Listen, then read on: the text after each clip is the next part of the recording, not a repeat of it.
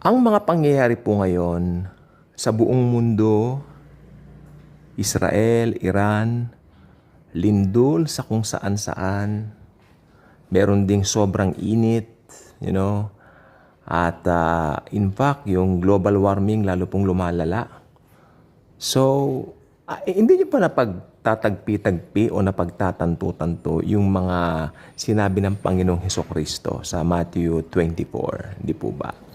Pero, kung titingnan po kasi natin, the Matthew 24, ulit-ulitin ko po ito, para po yan sa mga, sa mga Hudyo sa darating na tribulation. Pero, kung titingnan mo rin naman mabuti, meron ding mga sinabi ang Panginoon tungkol sa panahon natin ngayon. Kasi magka-connect po naman kasi yan, di po ba? Because I truly believe we're just, ang mundo, they're just one step away para sa tribulation. Dahil ako naniniwala po ako, pag yung gulo sa Iran at sa Israel, hindi na po napigilan yan, that would be it. That would be it. So, kailangan po meron pong magtataguyod ng peace treaty. At kilala niyo na po kung sino yon, ang Antikristo. So, ang panahon po natin ngayon, especially yung mga nag-iedad dito ng mga 50 pataas, o ako 30 pataas pa lang ako. So, medyo matanda na rin, di ba? 30 plus pataas. So, ibig sabihin, merong mas matanda sa atin yung mga 50 plus, no? Mas marami silang comparison kaysa dun sa mga kabataan ngayon na actually kahabag-habag yung mga bata ngayon dahil kung tutuusin, hindi man nila na-enjoy ang mundong to sa kagandahan niya. Nung bata pa tayo, kahit papano, pag namasyal kami sa Luneta, talagang masaya naman, no? At nung araw, sabi nila yung mga mas matanda sa amin, namamasyal daw sila sa Luneta noong 1960s at 70s, talaga nagpipiknik pa raw. Bagay na hindi mo magagawa ngayon dahil sobrang tirik na ang araw. Okay.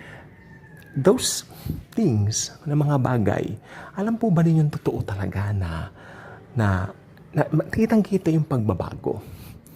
Ang gusto lang ng Panginoon natin, ititig natin yung mga mata natin sa paligid. Yung diwa ng mga tao, yung kayabangan sa mga tao, ayoko sana sabihin pero come on, let's face it, ang daming yumabang, ang daming gustong maging famous, gustong magpa-famous, pag sumikat naman, sobrang laki ng ulo, nagdi-degrade, no?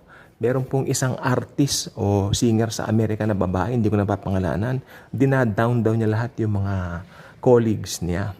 Madalas yan sa Facebook, hindi ko na papangalanan. Pero I mean, bakit ganun? Alam niyo ang sagot? Dahil sinabi ng Panginoong Hesukristo, sa last days, ganyan nga po talaga. Ako may comparison po ko sa 10 years back, hindi pa ganito. Sumobra, nung pumasok ang COVID-19, nagbago.